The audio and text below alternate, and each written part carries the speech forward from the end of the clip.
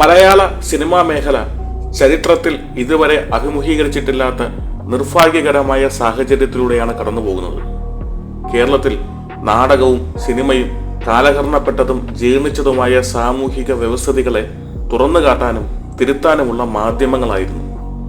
പൊതുബോധ നവീകരണത്തിനും രൂപീകരണത്തിനും കലയും കലാപ്രവർത്തകരും ആത്മാർത്ഥമായി പ്രവർത്തിച്ചിരുന്നു. എന്നാൽ ഇന്ന് കല വെറും കച്ചവടവും അതിലേറെ അപകടകരമായ അധോലോകവുമാകുന്ന സ്ഥിതി നിലനിൽക്കുന്നു. 2017 കൊച്ചിയിൽ വെച്ച് തന്നെ തട്ടിക്കൊണ്ടുപോയി ലൈംഗികമായി പീഡിപ്പിച്ചുവെന്ന് തുറന്നു പറഞ്ഞ് മലയാളത്തിലെ ഒരു പ്രമുഖ നടി രംഗത്തെത്തിയിരുന്നു.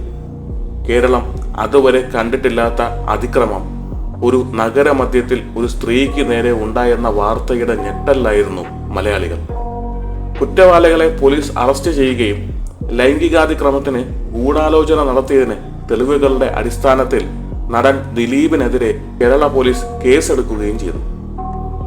അപ്പോഴും താഴെ സംഘടനയായ AMMA എന്ന അമ്മ ദിലീപിനെ തള്ളിപ്പറയാതെ ഇരയും വേട്ടക്കാരനും ഞങ്ങൾക്ക് പ്രധാനപ്പെട്ടതാണ് എന്ന അപലപനീയമായ നിലപാടാണ് സ്വീകരിച്ചത്.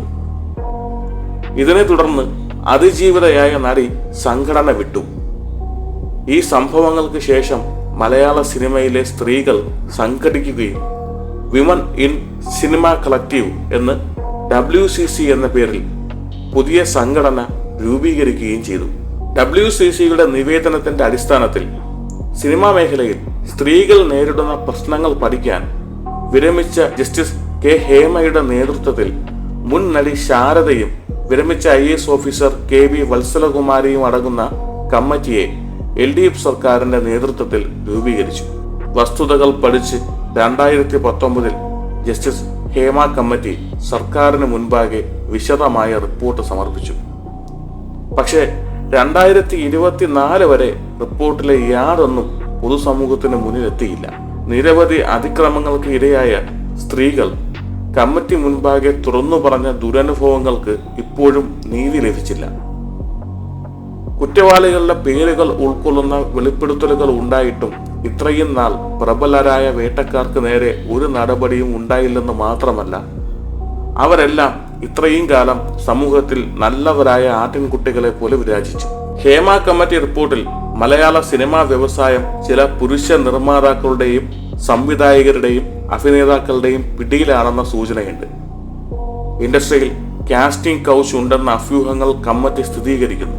സെറ്റിൽ, പ്രത്യേകിച്ച് ഔട്ട്ഡോർ ലൊക്കേഷനുകളിൽ വസ്ത്രം മാറുന്ന മുറികളോ ടോയ്ലറ്റ് സൗകര്യങ്ങളോ പ്രത്യേകിച്ച് ജൂനിയർ ആർട്ടിസ്റ്റുകൾക്ക് ലഭിക്കുന്നില്ലെന്ന മനുഷ്യാവകാശ പ്രശ്നവും റിപ്പോർട്ട് എടുത്തു കാണിക്കുന്നു.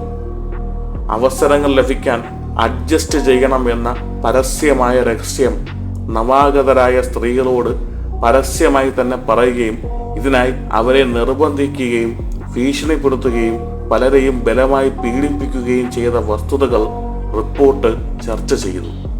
റിപ്പോർട്ട് പൊതുസമൂഹത്തിൽ ചർച്ചയായി ദിവസങ്ങൾക്കകം പ്രമുഖ നടന്മാരും സംവിധായകരും പ്രൊഡ്യൂസർമാരും അടങ്ങുന്ന നിരവധി പേരുടെ പേരുകൾ തുറന്നു പറഞ്ഞ് ദുരനുഭവത്തിന് ഇരയായ സ്ത്രീകൾ മാധ്യമങ്ങൾക്ക് മുന്നിലെത്തി. സ്ത്രീകൾ മാത്രമല്ല, പുരുഷന്മാരും ലൈംഗിക അതിക്രമണത്തിനും ചൂഷണത്തിനും ഇരയായിട്ടുണ്ട്.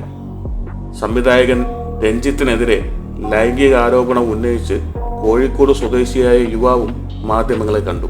സംവിധായകൻ രഞ്ജിത്ത് തന്നോട് അപമര്യാദയായി പെരുമാറിയെന്ന് ബംഗാളി നടിയും തുറന്നു പറയുകയുണ്ടായി.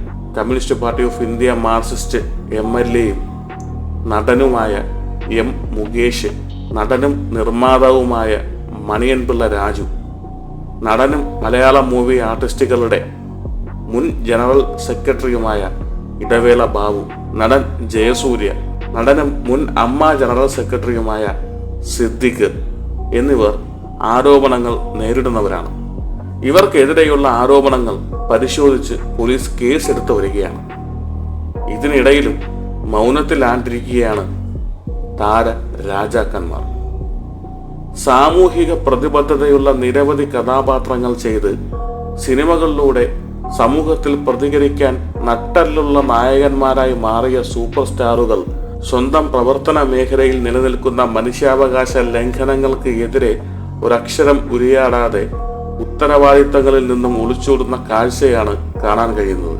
ഇതിന്റെ ഭാഗമായി താരസംഘടനയായ അമ്മ പിരിച്ചുവിടുകയും മുഴുവൻ അംഗങ്ങളും രാജിവെക്കുകയും ചെയ്തു.